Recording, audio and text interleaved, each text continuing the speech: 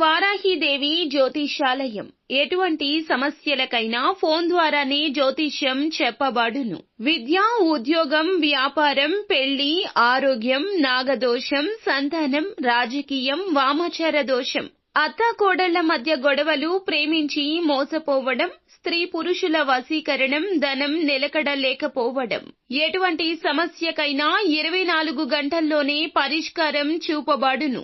Number 1 వశీకరణ specialist Pandit Pawan Namboodiri, Kerala తాంత్రిక గురువు గారు. Phone number 9043637512. మీ మనసు విరిగిపోయే ఒక సంఘటన జరుగుతుంది. ఏం జరగబోతుందో వీడియోలో తెలుసుకుందాము. వీడియో నచ్చితే ఒక చిన్న లైక్ చేసి మమ్మల్ని సపోర్ట్ చేయండి.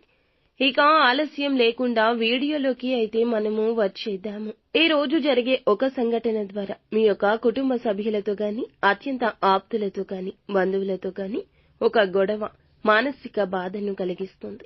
మీ మనసు విరిగిపోతుంది. ఊహించని ఒక సంఘటన ఒక్కసారిగా గుదిబండగా మారుతుంది.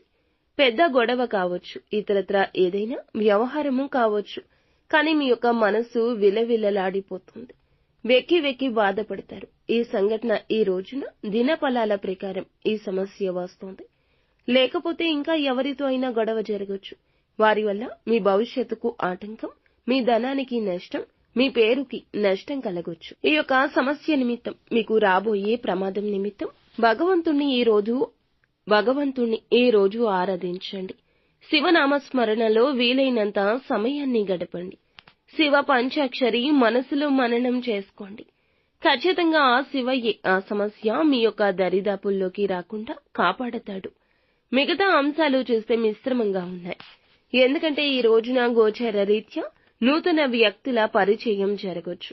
వారి మాటలతో మీ మనసులో కాస్త ఆవేశం కూడా నిండొచ్చు. చాలా ముఖ్య పాత్ర పోషించబోతున్నారు. చాలా కాలంగా ఎదురు చూస్తున్న ఒక చక్కటి అవకాశం ముందుకొస్తుంది. ఈ అవకాశం కోసం చాలా రోజులుగా ఎదురు చూస్తున్నారు. అటువంటి అవకాశమే ఈ రోజు పొందుకోబోతున్నారు. నూతనంగా ఉద్యోగంలో జాయిన్ అయిన వ్యక్తులకు పై అధికారుల ప్రశంసలు దక్కొచ్చు.